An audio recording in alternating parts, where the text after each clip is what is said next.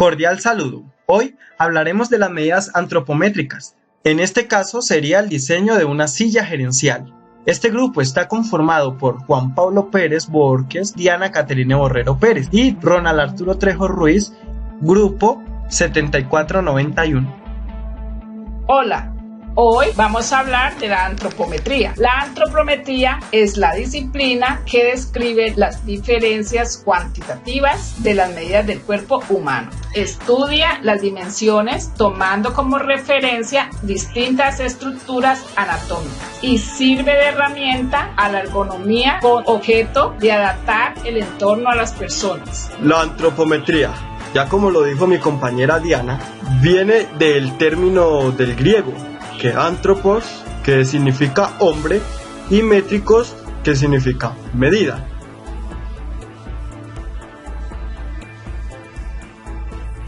Tipos de antropometría. Podemos encontrar dos tipos, una antropometría estática y la otra antropometría dinámica. La antropometría estática es aquella que mide las diferencias estructurales del cuerpo humano en diferentes posiciones y sin movimiento. Y la antropometría dinámica considera las posibles resultantes del movimiento. Esta va ligada a la biomecánica. La importancia de diseño de un puesto de trabajo. Desde hace muchos años se viene implementando el diseño de un puesto de trabajo para desempeñar las labores cotidianas de una buena manera. Es de vital la importancia el diseño de un puesto de trabajo, ya que tiene como finalidad determinar la naturaleza del lugar de trabajo, señalando funciones y objetivos, permitiendo a la empresa tener claridad de las actividades y a su vez haciendo posible la medición, dándole valor agregado al cargo. Como ya dijo Diana, la importancia de diseño del puesto de trabajo, pues podemos evidenciar en esta imagen la posición adecuada de cómo debemos estar frente a un computador.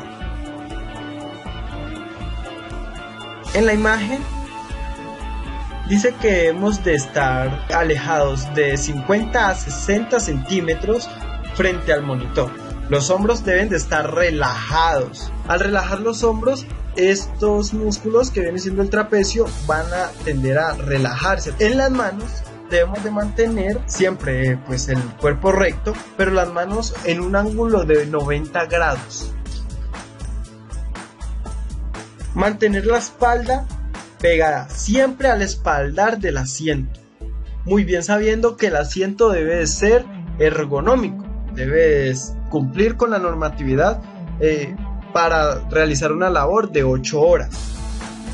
En la gráfica vemos que se debe mantener la espalda muy pegada al espaldar del asiento y vemos una gráfica que nos señala en la parte o zona pélvica un 90 grados. Estas partes siempre van a estar con un giro de 90 grados, como podemos ver es en la parte de las articulaciones, como por ejemplo el brazo, la parte de la pelvis que viene siendo el fémur y el manguito rotador que se encuentra en el fémur, que hace el empate de fémur y pelvis, y en la zona de la rodilla, donde hace pues la conexión fémur, tibia y peroné. Estas partes deben de estar a un 90 grados y teniendo en cuenta que la mesa también debe estar en una buena posición. Siempre se debe de ajustar a distancia en donde sea necesaria la silla.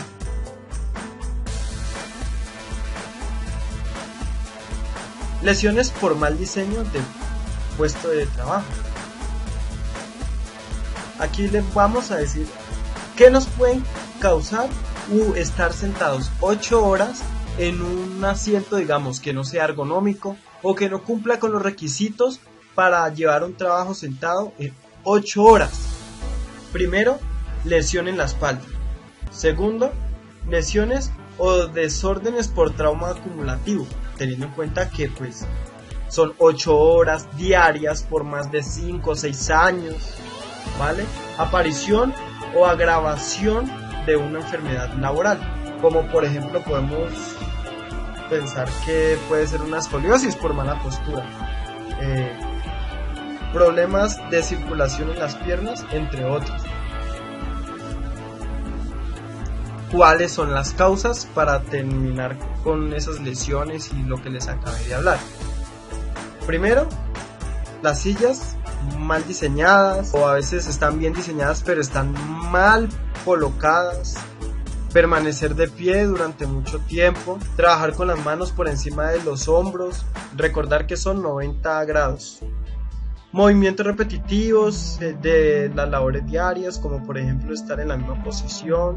Iluminación insuficiente que obliga al trabajador a acercarse demasiado a las piezas y a adoptar posturas nocivas. Características de una silla gerencial. Las características de una silla gerencial son: primero, el espaldar. Esta es una parte fundamental de la silla. Está sujeta a la columna vertebral, evita tensiones que se puedan producir en ella. Y aquí pasamos a la estabilidad. Tener en cuenta que todas las sillas deben de ser estables. Las giratorias disponen de 5 patas en cruz. Las ruedas deben ser adecuadas al tipo de pavimento para su desplazamiento. Los mandos de regulación, que estas son altura del asiento, inclinación del espaldar, ajuste lumbar y altura de reposabrazos. Medidas para el diseño de una silla gerencial. Las medidas: de la altura del asiento a la cabeza, todo para realizar el reposacabezas. Esta medida es recomendable ya que se ajusta adecuadamente a la postura. Brinda descanso o confort a las vértebras cervicales. Es la distancia vertical desde la cabeza hasta la superficie del asiento. Es un indicador que da margen de comodidad. Las medidas altura-codo, que es la que nos da la altura de los reposabrazos. Esta es la longitud entre el codo y el plano del soporte de la silla. Es importante que el colaborador se encuentre en posición sedente, con los brazos dosados al tronco y codos flexionados en 90 grados. Esta medida sirve para determinar la altura del apoyabrazos. Altura hueco popliteo. Esta es la altura de la silla, determinada por la distancia existente entre el hueco popliteo y el plano del piso o soporte. Esta medida es útil para establecer altura de la silla, determinando la distancia para ubicar el apoyo-pie. Ancho de antebrazo, que es la medida para el ancho de reposabrazos. Con el usuario en posición sedente, los antebrazos en el ángulo recto en relación con los brazos, la medida es la distancia entre los bordes más laterales entre los codos. Anchura de hombros. Esta se usa para la espaldar de la silla. Es la distancia horizontal máxima que separa los hombros. Se mide persona en posición sedente, recta, mirando al frente con rodillas y tobillos en ángulo recto. La anchura de cadera. Estas medidas se toman para el ancho del asiento. Se mide con el sujeto en posición sedente, entre planos laterales de cadera o del muslo, cuidando no comprimir tejidos blandos. Es la referencia para calcular el ancho de la superficie del asiento. Sacro, hueco popliteo. Estas son las medidas para la profundidad del asiento. Expresa la distancia entre línea que representa el borde posterior de los glúteos hasta el hueco popliteo. Estas medidas sirven para determinar la profundidad del asiento. Largo de antebrazos. Estas medidas se toman para hacer el largo de los reposabrazos. La medida se toma en posición sedente, erguida mirando hacia el frente con rodillas y tobillos en ángulo recto, hombros flexionados a 90 grados, muñeca y dedos en neutro. Se mide hasta la tercera falange del dedo medio.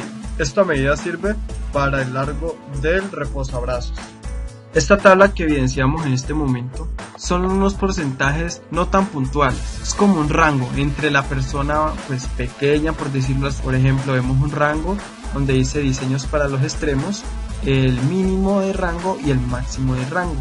Ahí podemos ver de cuánto a cuánto se puede manejar para la realización de un asiento. A la parte de medida antropométrica podemos observar que es todos los lugares o partes de nuestro cuerpo que se midieron, y de acuerdo a esas medidas se toman los diseños para los extremos. De acuerdo a todo lo que hablamos anteriormente, se plantea en esta tabla.